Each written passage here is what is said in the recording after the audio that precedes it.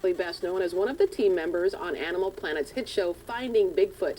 Here to share more about his lifelong passion, we welcome to AM Northwest Cliff Barackman. Good to have you with us. It is nice to be here. Thank you for having me. Okay, do you really believe in Bigfoot? Well, you know, I don't like the word believe because that kind of implies thinking something is real despite a lack of evidence. But there's a ton of evidence that Sasquatches are in fact real. And for me, it's like, do you believe in dogs? Of course you do. You've seen one. I've seen a Sasquatch. I know they're real. There's no question. You have seen one? Yes, I have. Where did you see one? North Carolina in Really? Uwharrie National Forest. And what did he look like? Well, this is through a thermal imager at about 2:30 in the morning. Okay. It was walking on a wooded hillside without a light, and it's about 70 yards away. One of our team members went after it. It totally evaded that person, despite the fact that that person had a night vision binocular and also a thermal imager. We also got vocalizations off the same hill. So I saw it for about 10 or 15 seconds, not very long, and I didn't get a really great look at it. I was using technology, a thermal imager, which sees heat in the middle of the night, so a mammal stands out against the background. Okay. But yeah, Bigfoots are absolutely real, and it's not a matter of belief, it's a matter of evidence. So you brought some evidence with you. Tell me about this. People ask me all the time, what is the best evidence for Bigfoot? And they expect me to say something like the Patterson-Gimlin film or something like that. But really, after studying this field for so long, I find that the best evidence for Sasquatches being real animals is the congruency of all the available evidence. If you, and I brought this one piece of evidence. This is a footprint cast from Grays Harbor County, Washington. This was cast by a sheriff, a guy named Dennis Hereford, who now works for the state government of Washington in Olympia. This one cast shows a number of features that are congruent with other footprint casts and also shows features that you can see in films.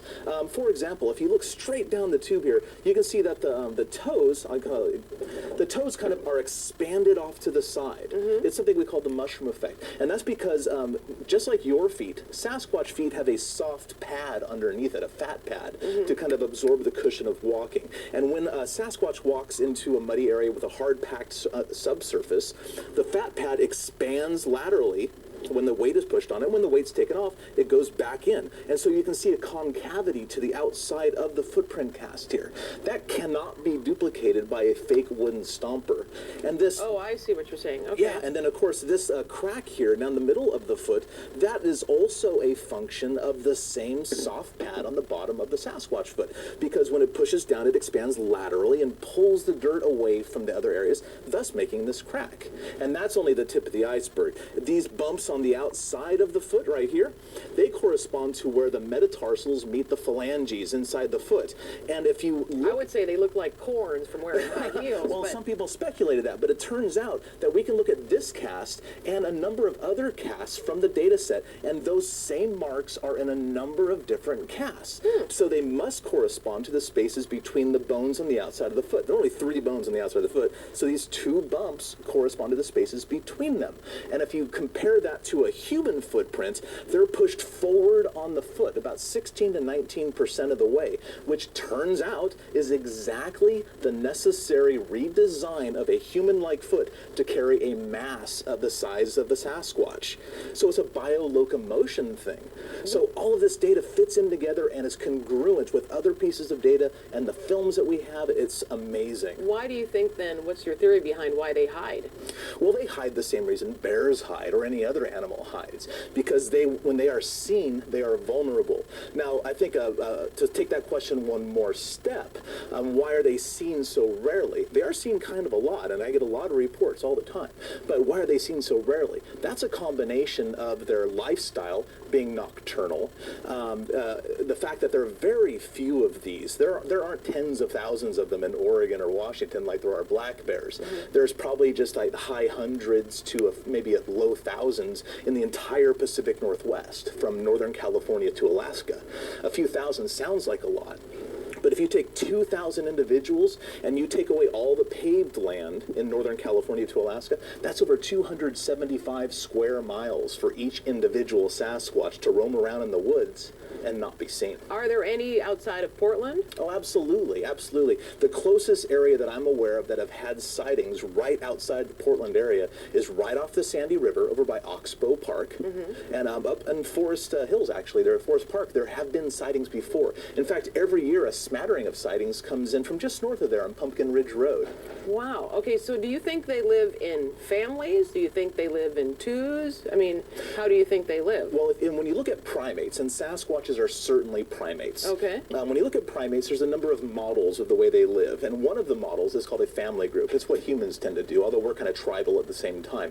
But Sasquatch is based on footprint find evidence, based on evidence and also visual sightings. They don't live in troops like gorillas or chimpanzees. Okay. They live in small family groups, and we're basing that on a number of footprint finds that indicate there's a large male, a smaller adult, and maybe one or two juveniles. Now, these individuals are probably spread out over a large area. They're not hanging out holding hands, skipping down the street. Okay. They're over a large area, 5, 8 or more miles in every direction. Where did you get this passion for Bigfoot? Well, I have always been weird. Okay, I'll put that out right away. Ever since I was very, very young. I remember 4 or 5 years old, I had Bigfoot on the brain at the time with the Legend of Boggy Creek back in the 1970s, In Search of, that whole thing. And I've always been really interested. And I'm a fairly smart guy. I'm pretty eccentric. I've always held that interest in in weird things, you know. But it was when I was in college. I had a few-hour break in between classes, and I would go into the library, and I just pick books off of the shelf in subjects I was interested in, mostly science, because I have that kind of mind. One day I found myself in the anthropology section, and I read a book that was a collection of journal articles written by anthropologists on Sasquatches. Now, those journal articles were mostly written by cultural anthropologists, pardon me, because they were talking about, okay, why is it that every Native American tribe that lives in suitable habitat has a name for Sasquatches in their oral history? Why is it that there are carved ape heads found on the Columbia River that predate white contact? Why is it that all these native tribes have artifacts and stories and long history with these creatures, or creatures that basically fit the description? And of course, then I started reading about the physical anthropology about the bone structure and all, and I realized, holy smokes, not only are these things weird and quirky like me, but they might be real. Yeah. And that was over 20, 25 years ago now, and I've been drowning in the subject ever since. I wish you would get more excited about this. I you really know what? do. I'm holding I myself really back do. right now. It was fascinating talking with you. Thank